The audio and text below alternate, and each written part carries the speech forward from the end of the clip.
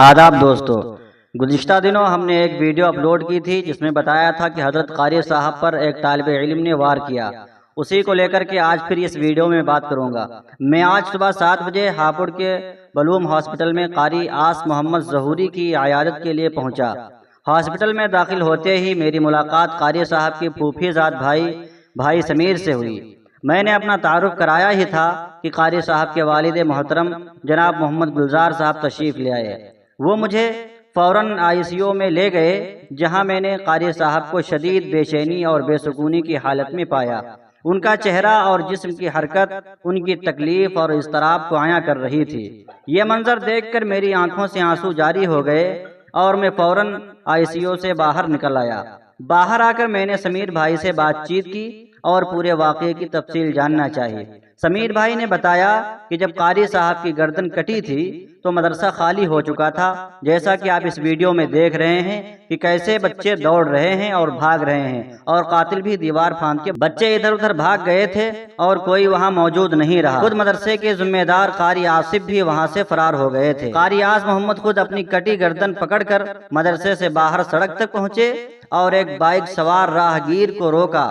خون میں لت پت قاری صاحب نے راہگیر سے مدد کی التجا کی۔ خدا را مجھے بچاؤ، میری گردن کٹ گئی ہے۔ قاری صاحب نے اپنی جان کی بازی لگاتے ہوئے بائک پر سوار ہو کر قریبی گاؤں کے ایک اسپتال تک پہنچنے کی کوشش کی۔ اللہ رب العزت نے انہیں اس حالت میں ہمت اور حوصلہ دیا۔ راہگیر نے انہیں گاؤں کے ایک ہسپتال میں داخل کرایا، مگر جب ڈاکٹر نے ان کی حالت دیکھی تو فوراً کہہ دیا کہ یہ معاملہ میرے بس سے باہر ہے، میں اس کا علاج نہیں کر سکتا۔ وہ ڈاکٹر غیر مسلم تھا، لیکن اس نے انسانیت کا مظاہرہ کرتے ہوئے اپنی کار نکالی اور قاری صاحب کو اپنی گاڑی میں بٹھا کر ہاپوڑ کے بلوم ہاسپٹل پہنچایا۔ ساتھ ہی اس نے قاری صاحب کے اہل خانہ کو بھی اطلاع دی اور تسلی دی کہ وہ ہاپوڑ آ جائیں، کیونکہ قاری صاحب کو اس نے داخل کرا دیا ہے۔ ایسا کر کے اس غیر مسلم ڈاکٹر نے انسانیت کی اعلیٰ مثال قائم کی، جبکہ مدرسے کے ذمہ داران اور توڑی گاؤں کے لوگوں نے بے حسی، ظلم اور سفاکیت کا مظاہرہ کیا۔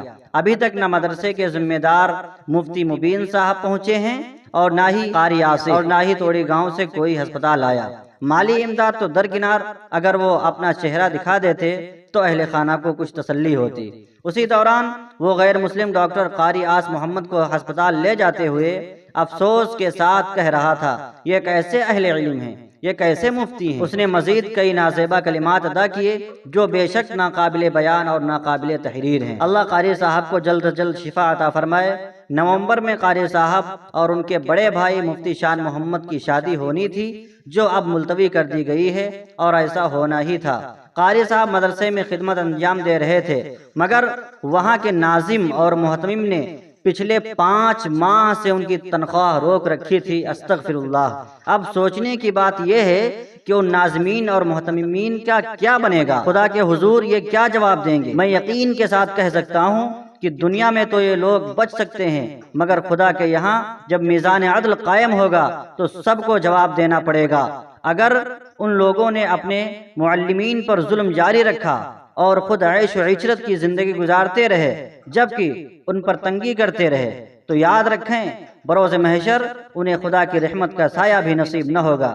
لکھنے والے ہیں اشرف فصیح۔ ناظرین کرام، اس ویڈیو کے متعلق آپ کی کیا رائے ہے کمنٹ باکس میں ضرور بتائیے، اور حضرت قاری صاحب کے لیے دعائیہ کلمات لکھتے جائیے۔